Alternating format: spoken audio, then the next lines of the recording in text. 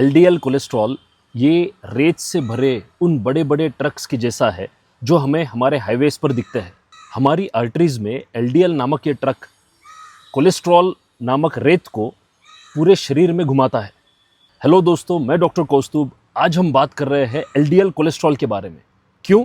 क्योंकि heart attack और stroke में जो सबसे इम्पोर्टेंट रोल प्ले करता है कोलेस्ट्रॉल, वो एलडीएल है।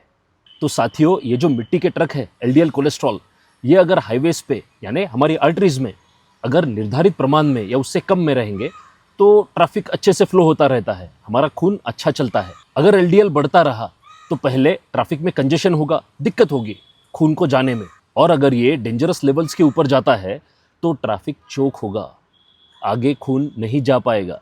इससे आता है हार्ट अटैक और स्ट्रोक। दोस्तों, कोलेस्ट्रॉल ये जो जॉइंट फैमिली है, इसमें सबसे प्रॉब्लमेटिक एलिमेंट, दिक्कत वाला एलिमेंट एलडीएल है। ये एलडीएल बैड कोलेस्ट्रॉल इस नाम से जाना जाता है। मेरे पेशेंट्स मुझे अक्सर पूछते हैं कि एलडीएल कितना होना चाहिए आइडियली। दोस्तों, ऐसा कोई एक आंकड़ा नहीं है। आप अगर लिपिड प्रोफाइल का, आपका कोलेस्ट्रॉल का रिपोर्ट देखोगे तो उसमें लिख कर आता है कि 100 के नीचे एलडीएल नॉर्मल है। लेकिन दोस्तों, ऐसा एक आंकड़ा हर किसी को सूट नहीं करता। अगर आपको फैमिली हिस्ट्री है स्ट्रॉन्ग हार्ट डिसीजेस की या स्ट्रोक की, आपको पहले ये चीज़ें हो चुकी है, आपको डायबिटीज़ है, या फिर आप हाई रिस्क हो, कुछ आदतें जैसे स्मोकिंग, ऐसा कुछ है, तो एलडीएल कोलेस्ट्रॉल 80, 90, 100 ये भी आपके लिए ज़्यादा है। आपका उससे भी कम 70 से भी नीचे फिर एलडीएल कोलेस्ट्रॉल होना चाहिए।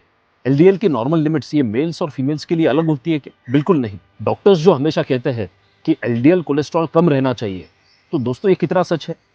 दोस्तों, रिसर्च कहता है कि अगर एलडीएल कोलेस्ट्रॉल हम कम रखते हैं तो इससे हार्ट अटैक या स्ट्रोक ऐसी चीज़ें होने की प्रोबेबिलिटी, चांस कम हो जाता है। इसलिए एलडीएल कोलेस्ट्रॉल को डाइट के ज़रिए, एक्सरसाइज के ज़रिए, लाइफस्टाइल चेंजेस के ज़रिए, और अगर इस सब से नहीं होता है तो दवाई के ज़रिए हमको कम करना ज़रूरी है, आपके हित में है। अगर आपके मन में एलडीएल कोलेस्ट्रॉल को लेके कोई भी शंका है, मेरा नंबर बायो में है, आप कनेक्ट कीजिए, मैं आपसे बात करूंगा। और साथियों, बहुत बड़ी गलतफहमी लोगों में फैली हुई है। लोगों को लगता है कि अगर वजन ज़्यादा है, मोटापा है, तो ही एलडीएल कोलेस्ट्रॉल बढ़ता है या ज़्यादा आ सकता है। दोस्तों, मेरे पास ऐसे पेशेंट्स आते हैं जिनका वेट नॉर्मल है, एक्सरसाइज करते हैं, फिर भी एलडीएल कोलेस्ट्रॉल रिपोर्ट में बढ़कर आया है। तो ये एलडीएल कोलेस्ट्रॉल बढ़ता क्यों है?